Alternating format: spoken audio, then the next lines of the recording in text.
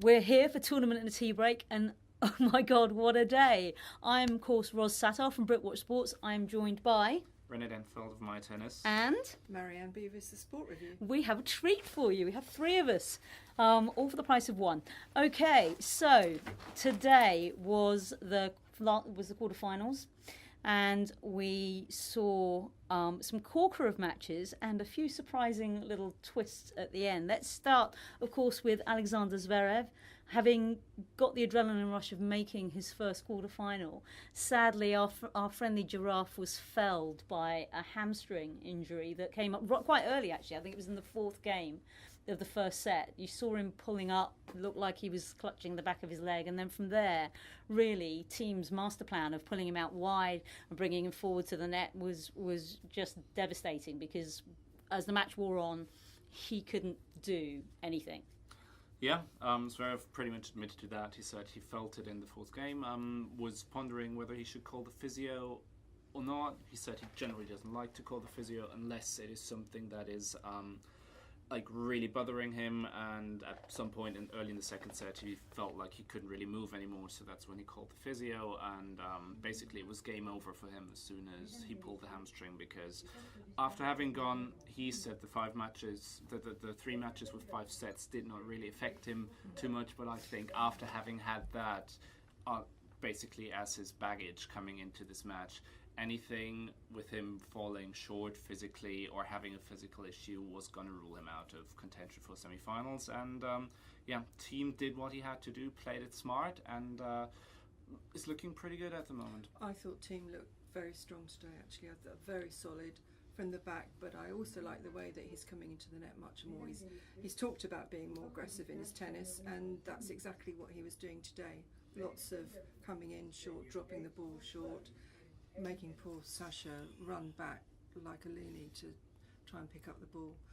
Also interesting that Sasha was asked briefly about had he thought about retiring sort of halfway or towards the end of the second set.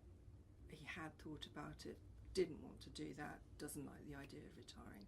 So credit to him, he stuck it out to the end, and was a gracious loser, really. Yeah, I think I've seen him. I think I've felt that I've seen him grow up a lot over this clay court season, not necessarily just here. I mean, he can be terse. For the benefit of the tape, René's face is like, you sure? He can be terse, but I think maybe the Jonathan effect has actually soothed his churning waters. What do you think? I personally think that he has learned a lot, even though in previous press conferences he said he doesn't want to learn anymore, which is something that a 21-year-old ranked at number 3 in the world would say. You would expect that person to say that, so that makes perfect sense. I think he can take a lot out of this week. He's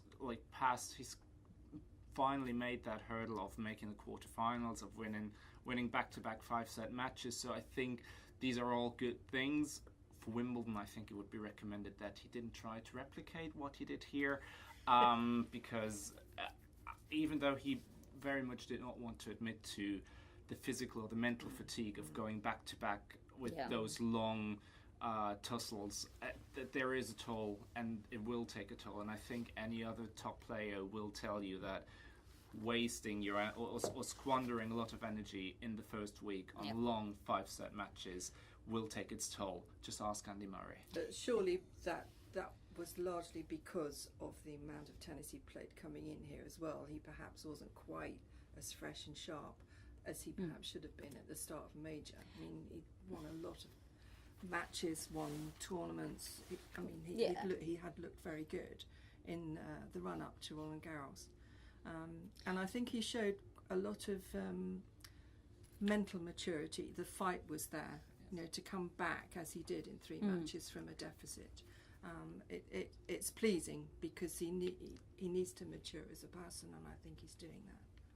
Well, on to the women, and we have an all-American semi-final here that doesn't involve anybody with the surname of Williams. Which is quite a rarity in itself. Let's start with Maddie Keys. We said the other day that if she could actually keep her head about her while Putin savers were losing theirs, then she would be. She would come through. Although there wasn't really that much drama. One little squeak with the umpire, and that was it. But Madison played a really good game, kept ahead. Putintseva did what she did against Konta and broke quite early in the first set, and Maddie sort of kept herself calm, broke back, and I thought it was an impressive performance from her. I thought it was a very mature performance from Madison, which I think speaks volumes to how she's gone through this tournament so far. Madison Keys making Roland Garros semi-finals without dropping a set is not necessarily something that I thought I would be saying at this point in the tournament. But all credit to her.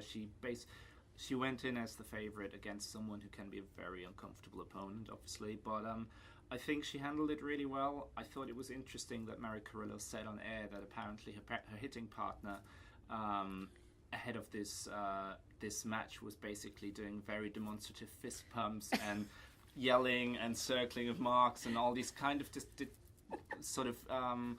disruptive things that Yulia Putintseva is quite known for. So I think she went in mentally prepared for this and handled it really well, especially the first set coming back from the breakdown, and thought it was a very composed performance from her.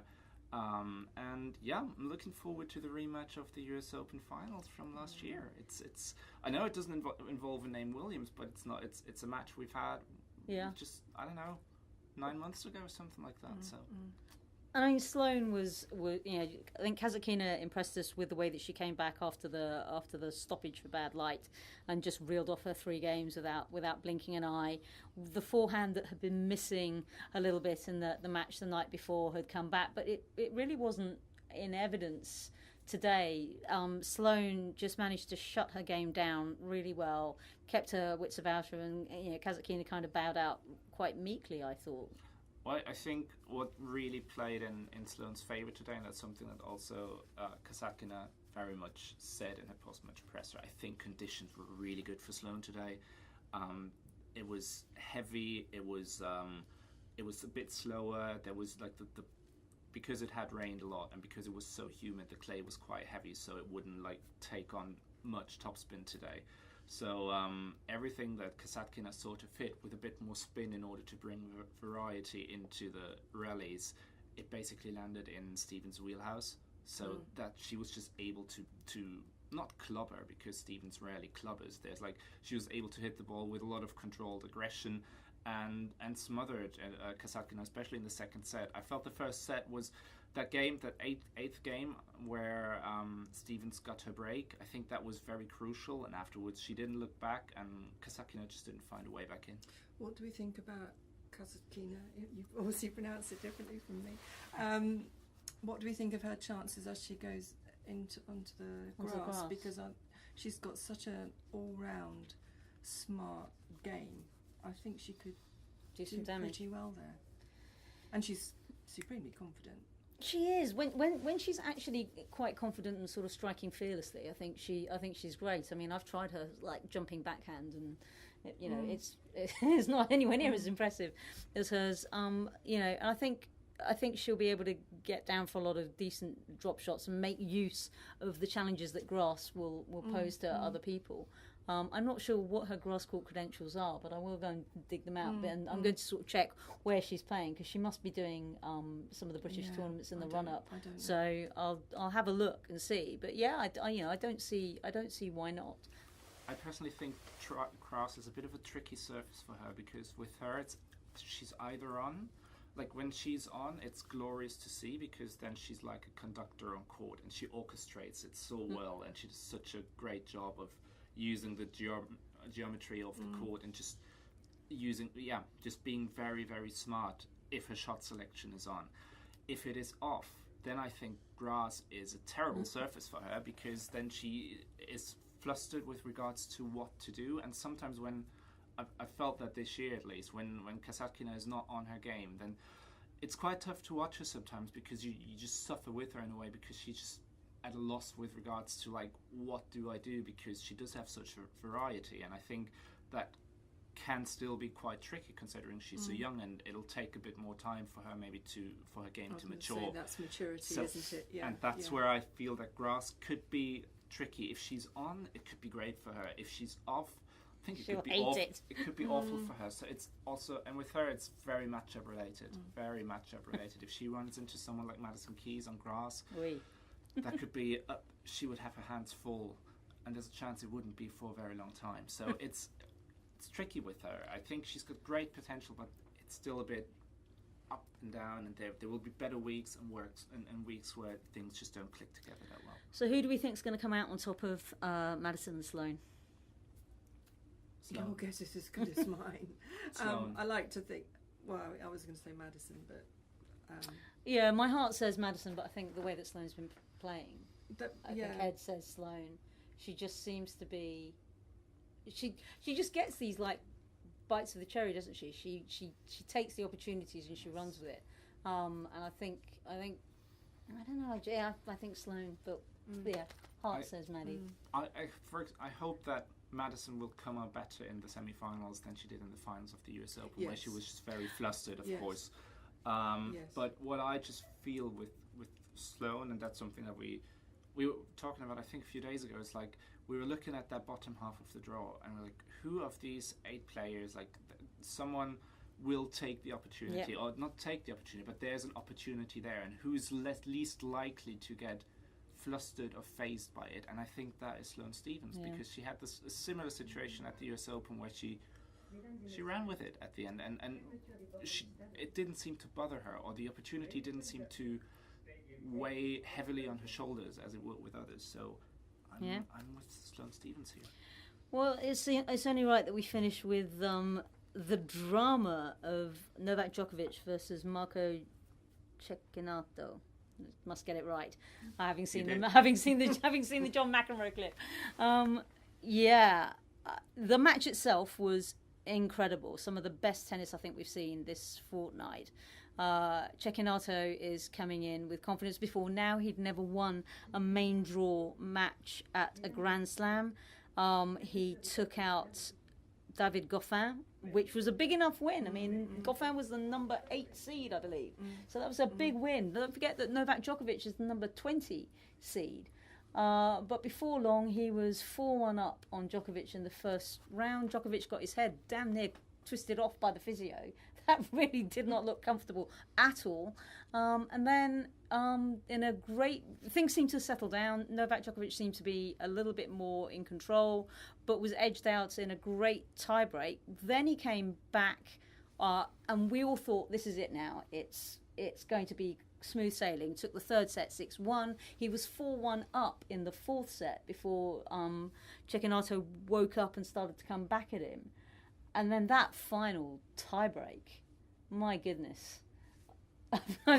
Somebody clarify, or put into words what we saw. I don't know what was going on with Djokovic, actually. Cecchinato, it was obvious that he was just being buoyed up by the occasion and the crowd, and he was feeling physically good. And because he's got the kind of game that just disrupts Novak's rhythm, the drop shots, the slice, the squash shots, it just all mixed up, and the one-handed backhand that down the line was just, it opened up the court much more than a lot of players can do against Novak. But I mean, you mentioned the treatment to his neck. He had that done twice, and then there was another changeover where he had treatment to his calf and knee as well. He was asked about it in press, what were the physical issues, and he said there are a few niggles, but he didn't want to elaborate on it. Or many other things. Well, we'll come on to that in a sec. But I mean, ultimately, it was a real thriller. I mean, come on, 13-11. What does that tell you? It was a joyful sort of conclusion to the match as well. Not for Novak, clearly, but for this unsung Italian guy to be having this kind of run and just riding the emotions. And not just that, he's a practice partner for Djokovic. So Djokovic even knew, and we're used to seeing, Djokovic at the net, gracious in defeat, but oh my word, what a different story. Now, I don't think I've ever seen a press conference like it. And we've seen plenty of press conferences where players come straight in after they've lost.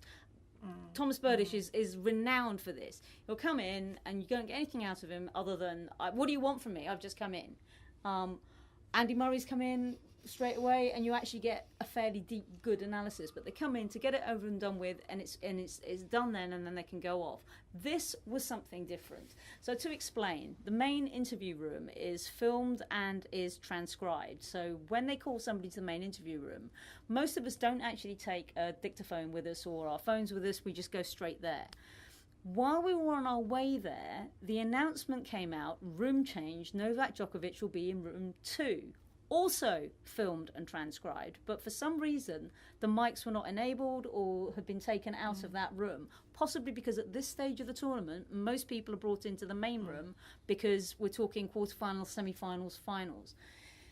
So we all cannoned into this. So imagine the main room is huge, the room 2 not so huge. Everybody cannoned into this room where Djokovic, as you would imagine, was somewhat peeved, but every answer was short, curt, and he declared he wasn't even sure he was going to play on grass. It was bizarre, absolutely bizarre. I mean, number one, he must know that people were going to have phones or dictaphones and were going to record it.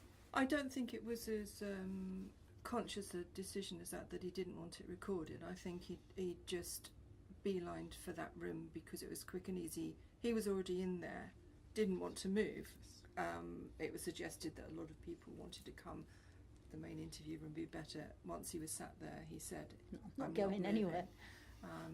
And he was clearly very downcast to such an extent that somebody asked him, "Why are you taking this particular match so badly?" And he didn't really have an answer.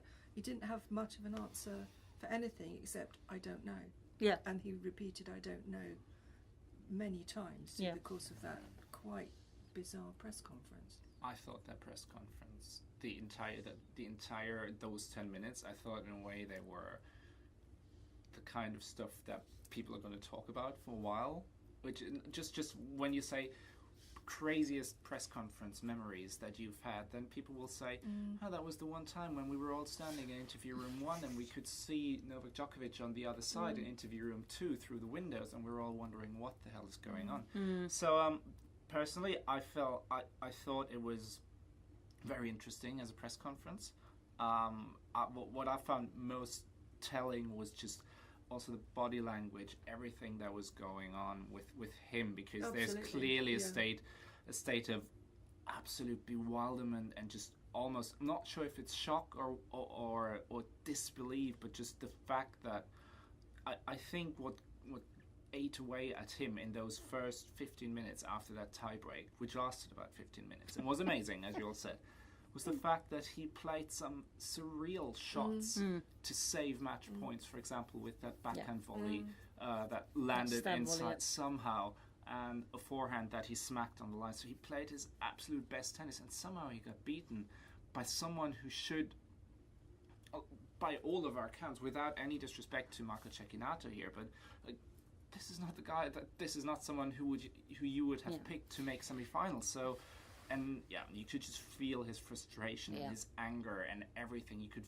feel it pulsating through that heavily overcrowded press room. It was spectacular. I think there's also an element of, and he touched on this in Indian Wells, that when he came out and played at Indian Wells, he said, "It's like I played my first ever ATP tour match." And I think because he's been at the top of the game and excelled and raised the bar, I think it's inconceivable to him at times that he could be playing quite like this. And by this, I mean, we've said it before, his 80% is somebody else's 110. But he's such a perfectionist that he can't believe that he's playing like this. You're right, some of those shots would have beaten anybody else and somebody else twice on Sundays. And they're just coming back time and time again. I think that, that's something that was perhaps, or has been understated, was Cecchinato's defence, because he was getting some of the shots back that I was staggered that he was not just getting them back, but putting them in difficult positions and with spin on them as well. And Novak was finding it hard to read, I think, what was coming at him, as well as actually play his game off it. I mean, the sound of we're used to hearing his two-tone grunt, but the sound of desperation in some of an effort, a lot of effort, was quite staggering. I just remember thinking, I bet he just feels old now because he sounded like it was like everything was just, difficult. Yeah. But I mean, is he 100% match ready yet? Has he played enough tennis coming into it? And was it partly that he knew his resources were running a bit low by that stage? I always thought that this was just a slam too soon for him after the surgery. I thought that this would be laying the groundwork for grass, but it was just going to be a little bit too soon for him to play himself into form. But I felt after Rome that he was in a pretty good spot, but this entire day, today, everything from the first ball until he said Fala and he was like, whoop, and I'm out of here. Everything, it was bizarre. It was just bizarre, and it threw up so many. He was question marks. Tension in his shoulders, it was like and his neck. And his like that. He had several things in terms of physical issues going on at the same time. His neck, his calf. It's like that, to me, it was bizarre. And then as I said, I thought the press conference, to me, yes, people will have problems with it because there will be no radio, no TV, everything like that. But it was incredibly authentic. It was so authentic down to a T, and that it just gave really good insight. It was raw insight. Yes, it was raw. It was emotional. It gave you the sort of insight that you don't often get from these guys after losses or after victory. So it was some humdinger to finish on today. And talking of humdingers, what are we going to be looking forward to tomorrow? Nice link, huh? Nice link. Smooth. We have the women's quarterfinals in the top half up first with 4 women who have all been number 1 at some stage in their career. One of them being the reigning number 1, Simona Halep, against 2-time Grand Slam champion Angelique Kerber. And 2 of them actually fighting almost to be number 1 by the end of the tournament, depending on how these results go. Yeah. So there's a lot on the line tomorrow with Sharapova against Muguruza, which will be on Chatrier, who have not really met since Muguruza rose to be a slam champion, and I am giddy with excitement for both of these matches, and I've tough time picking favourites in this. It's tough because I think, yes, Halep's going in as the favourite, but Angelique Kerber is going to like the fact that Halep is going in as the favourite, and she played well in that last match too. So these 2 are going to be super interesting, and I'm just excited to see what's going to come of it. And afterwards, we have the men's quarterfinals in the top half as well. So we got Rafa, and let's just leave it at that because quite honestly, we're not quite sure who's going to stop him. No, I doubt it'll be Diego Schwartzman. All credit to him, but it's going to be Rafa, Diego Schwartzman, and bottom half Marianne Cilic against Juan Martín del Potro. Oh, that'll be another giraffes fighting gif coming out. Yes, question. Actually, that second match, I'm finding it really, really hard to call. Both of them seem to be hitting pretty decent form on clay, sort of unexpectedly, and both of them seem very confident. Maybe it'll come down to the conditions tomorrow. Will it be hot and dry? Will it be damp and heavy? Will that make a difference? René, weatherman, what are the conditions I likely have no to be? idea. I've not looked at tomorrow. I only looked at today, and I saw. I luckily for once, basically this tournament, I said I think we're gonna be fine for today. It's not gonna be pleasant because it was like a sauna at 2 p.m. when I got here, so it was just vile, quite frankly, out there. But I've not looked at tomorrow yet. I will do that later tonight because there's just so little point in looking so far ahead. It's similar to what it said every other day. There'll be thunderstorms later on. So. Lovely. But whether glorious. It transpires. My money's probably, if you force me, on Delpo. Really? Is that head or heart? No, it's head, I think. He's just looked... He looked sharp against his... Yeah, he does. He looks very fit. And I don't think he's carrying any sort of burden of expectation either. He's just fit, and he's had some good results this year already. I certainly think he'd be a people's favourite if he goes through. Yeah. I mean, Cilic has flown under the radar, as he always does. He does, yes. And Delpo always gets the emotional support, I suppose. Yeah. It'd be interesting to see how much support Diego gets in the other match. I think he actually he got a huge amount in that. Yeah, I think when he last started to turn things around, suddenly Yeah, everybody. I really hope he can at least acquit himself well and grab a set. I think he deserves a set.